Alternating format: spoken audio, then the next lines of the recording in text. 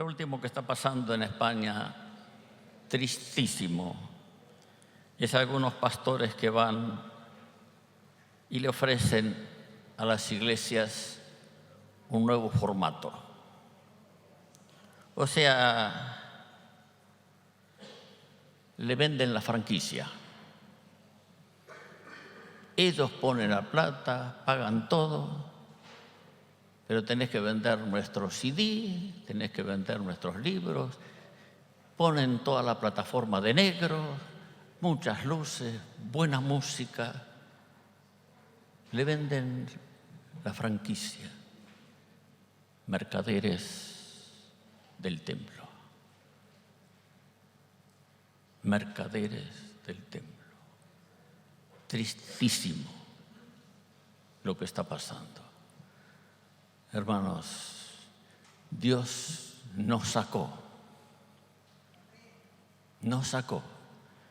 de una vida, no solo del mundo, nos sacó de una vida religiosa para que vivamos la sencillez del Evangelio. El todos juntos y por las casas, pequeños grupos y sobre todo buenas relaciones entre hermanos. Amén. Bien relacionados unos con otros. Aleluya.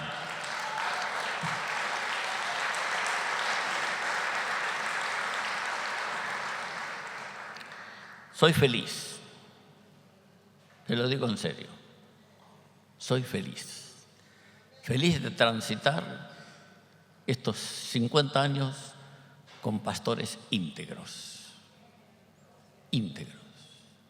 Íntegro no quiere decir que no cometen errores, falsas, no es eso. Pero hace poco, en una reunión, se levantó un pastor muy reconocido con su esposa y contaron públicamente lo que estaba pasando con su hijo mayor, grande, casado, pero querían vivir en la luz, en transparencia. Con esa clase de pastores me he rodeado durante estos 50 años y bendigo a Dios por la integridad que hay. Si hay algo en que ni un paso atrás, es la integridad en la vida de los pastores. Amén. Y no solamente de los pastores, por supuesto, de los que son responsables de grupos de hogar, íntegros. Y no solamente de los integrantes de grupos de hogar, de todos. Todos tenemos que vivir en integridad. Que alguien se levante y confiese, muchas veces lo hemos visto, y que arregle la situación. Otras veces lo arregla en su grupo casero o lo arregla con su líder, pero vivir en la luz, en transparencia. No es que nadie va a fallar o nadie va a cometer ningún pecado, pero si lo comete, lo va a confesar y va a vivir en la luz. Queremos ser una comunidad de luz. Amén. Amén. Nosotros tuvimos algunos problemas al principio de la renovación. Algunos discipuladores se sentían dueños de la gente. Y pasamos por esos problemas. Fue muy al principio. Algunos llegan así: me tenías que haber consultado a mí primero. Se hizo dueño de la gente. ¿De dónde salió eso? Discipular es servir. Eso es discipular, es servir. ¿Cómo que me tenías que haber consultado a mí primero? ¿De dónde salió eso? Otros dijo, me acuerdo, yo soy responsable de tu vida. Estás equivocado. Estás equivocado. Sos un servidor de esa vida. Pero cada uno es responsable delante de Dios. No tenemos sacerdotes mediador. Si tú pecas, la responsabilidad no es de tu líder ni de tu pastor. Es tu responsabilidad. y tú tienes que rendir cuenta delante de Dios. El llamado es a servir, no a mandar. Y contamos con esa calidad de hombres y mujeres. El trabajo es enseñar la palabra, no dirigir a las personas. Enseñar a la palabra, no dirigirlos. 2 Corintios 4:5 dijo: porque no nos predicamos a nosotros mismos, sino a Jesucristo como Señor, y a nosotros como vuestros siervos por amor de Jesucristo. Y 1 Corintios 4:1 dice así: pues téngannos los hombres por servidores de Cristo y administradores de los misterios de Dios. Somos siervos. Siervo no es un título. Algunos llaman el gran siervo de Dios. Si es gran, no es siervo. Si es siervo, no es gran. Una de dos. El siervo sirve. No es el que se sienta a la cabecera de la mesa. Es el que sirve. Y el mejor ejemplo que tenemos es Jesús. Amén. Ese es nuestro ejemplo. Luego estuve en Nápoles, en AFI, la Comunión Apostólica Internacional. También hace 20 años que estamos caminando juntos.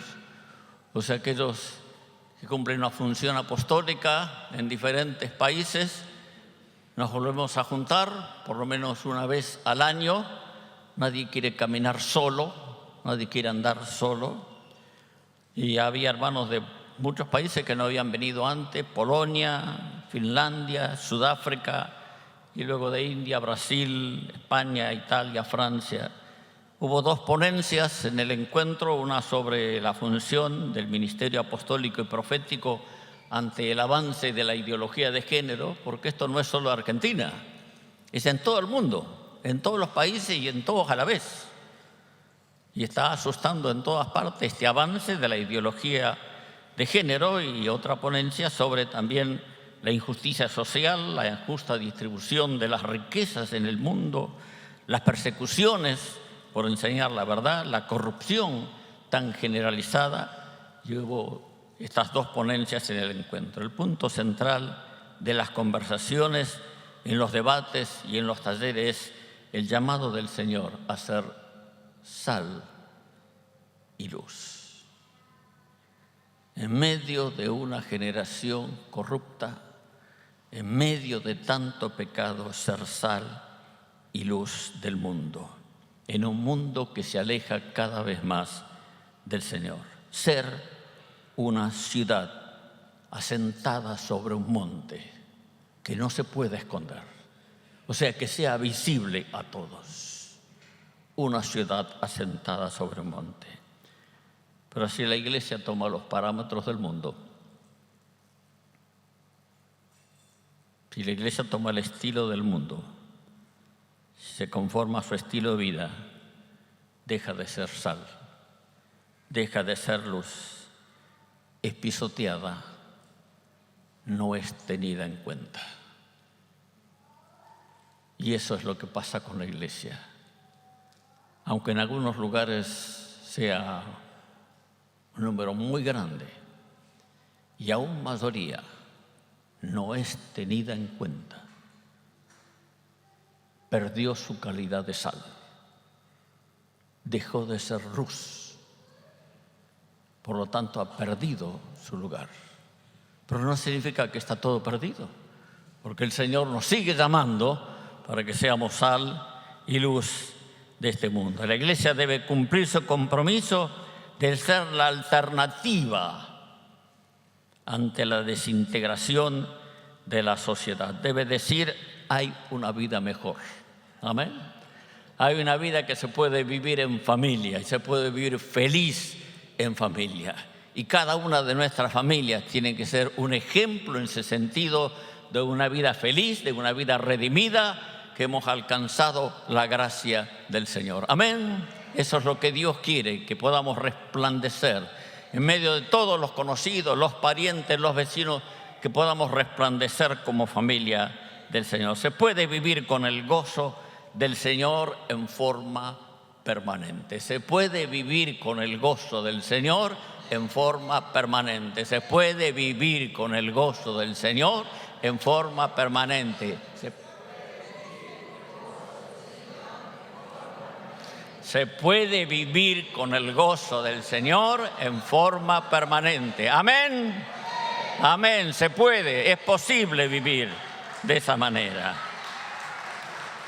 Amén.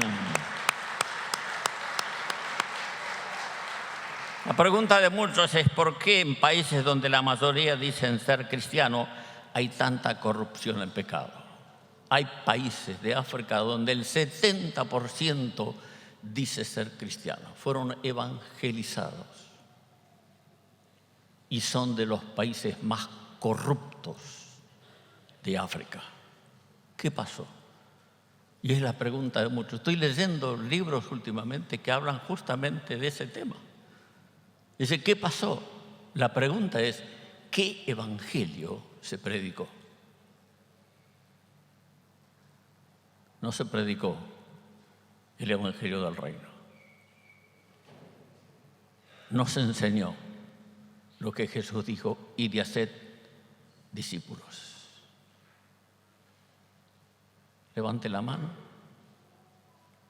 Salvo, siempre salvo. Ese es el evangelio que se predicó. El evangelio del cree sin arrepentimiento. Se predicó un reino sin rey. Una salvación sin Señor. Un pueblo sin leyes. Ese no es el evangelio que predicó Jesús. No es el evangelio que predicó Jesús. Con ese evangelio, cada uno hace lo que bien se le da la gana. Hace lo que quiere. Jesucristo comenzó bien su ministerio terrenal. Y lo comenzó con las palabras de Marcos 1, 14 y 15. El tiempo se ha cumplido, el reino de Dios se ha acercado, arrepentidos y creed el evangelio. Él de entrada marcó el propósito. ¿Para qué vine a esta tierra? Para establecer el reino. Enseguida, sus primeras palabras era el propósito. ¿Para qué estoy aquí? ¿Para qué nací de una virgen? ¿Para qué el Espíritu Santo hizo sombra sobre esa muchachita? ¿Para qué estoy aquí? Para establecer el reino sobre la tierra. Eso es lo que vino a hacer Jesús. Ese es el propósito. ¿Qué decimos en el Padre Nuestro? Venga tu reino. Él vino y lo primero que dijo es que vino a establecer el reino. Y cuando los discípulos dijeron, enséñanos a orar, Jesús les dijo, ustedes van a orar de esta manera. Padre nuestro, que estás en los cielos, santificado sea tu nombre. Venga tu reino. Establezcase tu reino aquí en la tierra.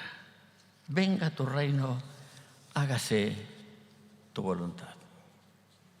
¿Qué es el reino de Dios? ¿Qué es el reino de Dios? ¿Qué es el reino de Dios? Dígale al que está a su lado con 5 palabras. ¿Qué es el reino de Dios? 5 palabras, no más. ¿Qué es el reino de Dios? Al que está al lado. Al que está a tu lado. ¿Qué es el reino de Dios? 5 palabras.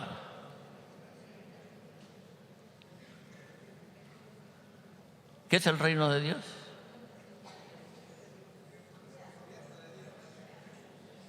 El reino de Dios es el gobierno de Jesucristo. El gobierno de Jesucristo. Es el reino de Dios. Si Jesucristo gobierna, ahí está el reino. Si Jesucristo no gobierna, no es reino. Reino es gobierno. Reino son leyes, mandamientos claros, principios claros. ¿Qué es el reino de Dios? El gobierno de Jesucristo. ¿Qué es el reino de Dios? El gobierno de Jesucristo. ¿Qué es el reino de Dios? ¿Qué es el reino de Dios? El gobierno de Jesucristo. ¿Gobierna Jesucristo en tu vida? ¿O todavía a media, Señor? Cogobierno no es reino. Cogobierno no es reino. O reina uno o reina otro. Uno u otro. El propósito de Jesucristo es establecer el reino. Las condiciones para entrar al reino, Lucas 14. Lucas 14, 25, ahí están las condiciones. Los que quieran entrar al reino, Jesús puso condiciones. El que ama padre, madre, esposa, esposo, hijos, más que a mí,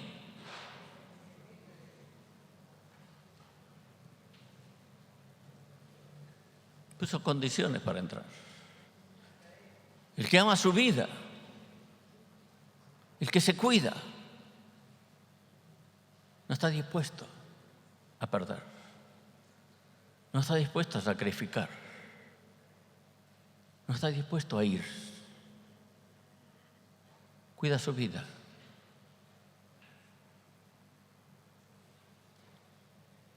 El llamado de Jesús fue clarísimo, clarísimo. El que no toma su cruz. ¿Y qué es tomar la cruz?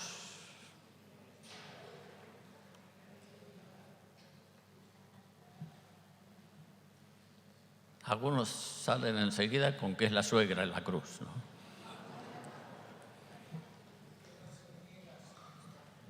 Pero puedo asegurarte que la suegra es liviana comparada con la cruz. La cruz, para todos los que le escucharon a Jesús, sabían muy bien lo que era la cruz. La cruz es muerte. Ya no vivo yo. Ahora vive Cristo en mí. Amén. Eso es cruz. Eso es cruz. Y esa es la condición que Él puso. El que no renuncia al diezmo, el que no renuncia ¿a cuánto? A todo. A todo lo que tiene.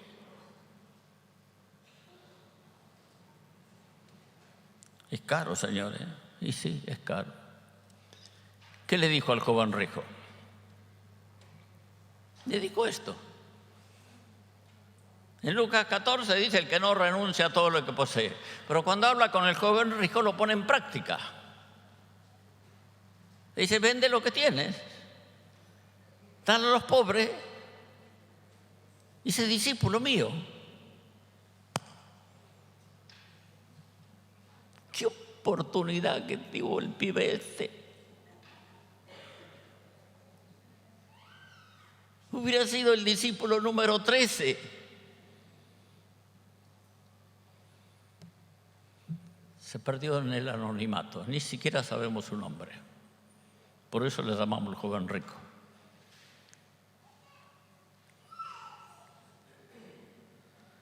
Jesús le dijo, o Mamón o yo. Los dos, no. Los dos no. Uno u otro. Y el joven rico dijo, Mamón. Se quedó con Mamón. Las riquezas, los bienes tienen que estar debajo de los pies de Jesús. Jesús solo en el trono de nuestra vida. Amén. Él tiene que estar gobernando nuestro corazón. Él enseñó el estilo de vida. En el Sermón del Monte está el estilo de vida en la vida del reino. Y solo menciono uno, el primero.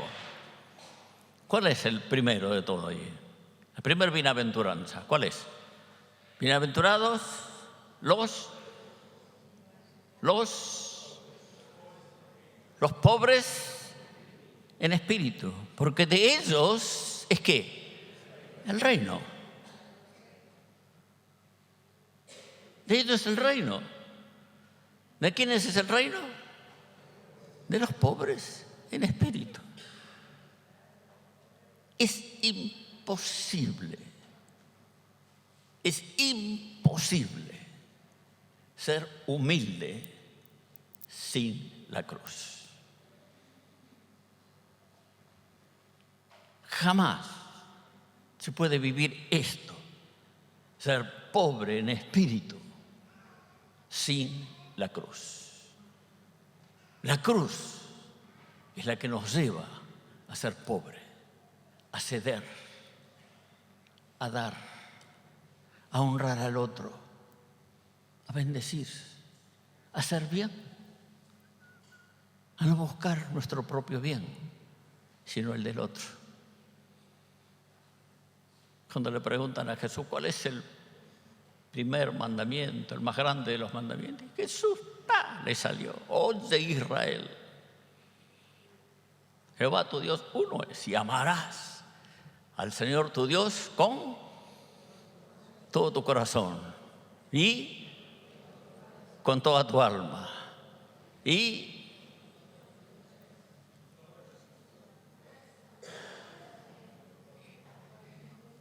cuál era? Me olvidé. Con todo tu corazón, con toda tu alma, con toda tu mente y con toda tu fuerza. Amarás al Señor tu Dios con tu espíritu.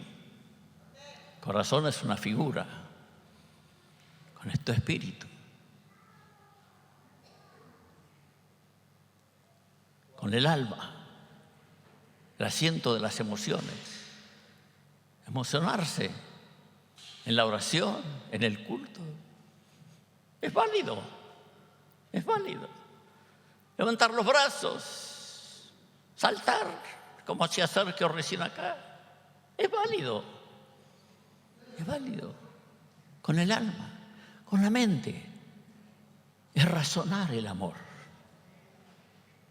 Seguro, Dios está sobre todas las cosas. Él merece lo primero. Es válido que yo me rinda a Él. Razonar el amor a Dios. Y con todas la fuerza. Con muchas ganas. Amén. Amar con ganas. No con flojera. Vamos a amar con ganas al Señor. Amén. Y el segundo dijo, semejante a este. El segundo es a tu prójimo como a ti mismo. Los 12 de Jesús dejaron su marca al pasar por esta tierra. Sus nombres quedaron escritos. Y acá están. Pasaron 2000 años y seguimos hablando de Pedro, de Felipe, de Jacobo. Dejaron su marca en este pasar por esta tierra.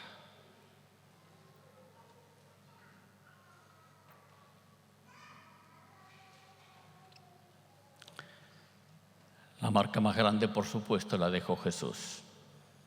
Nos marcó para siempre. Para siempre. Pero de generación en generación fueron dejando vidas marcadas. ¿Has marcado a alguien?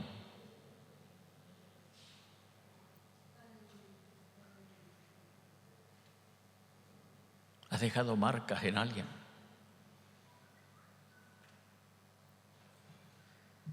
Si dejamos marcas, continúa con la próxima generación.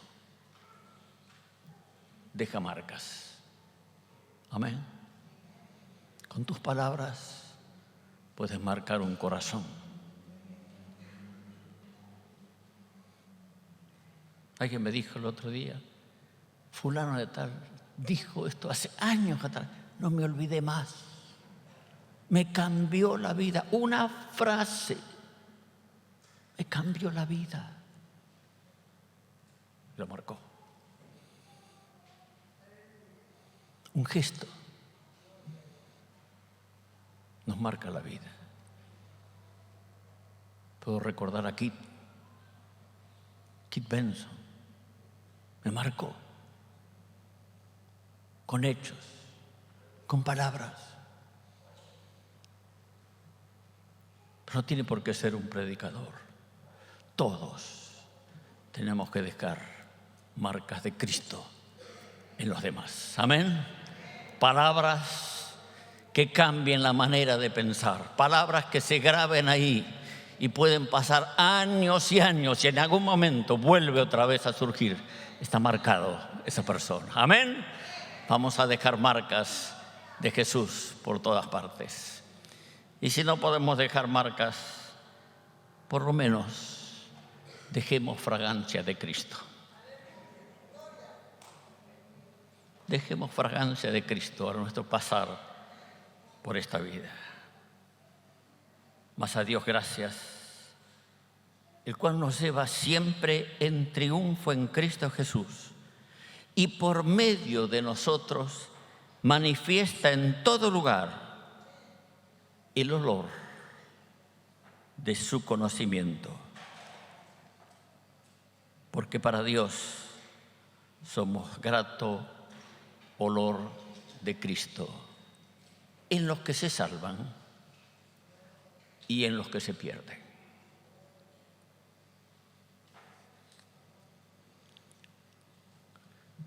Dejamos olor de Cristo al pasar.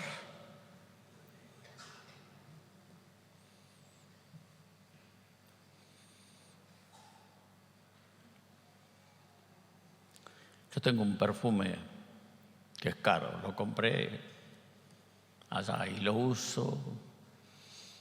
Dicen que el perfume pierde su fragancia. Si gastas, ese perfume no pierde fragancia. Mentira que pierde fragancia. El aroma del riachuelo sí pierde fragancia, ¿no? Pero si tú compras un perfume... Y me gasté, mi esposa me insistió, gastate unos pesos y comprate. Y al final lo compré.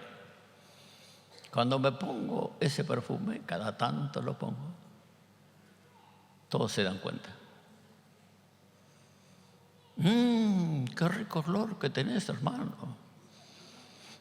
Qué perfume. ¿Cómo se llama?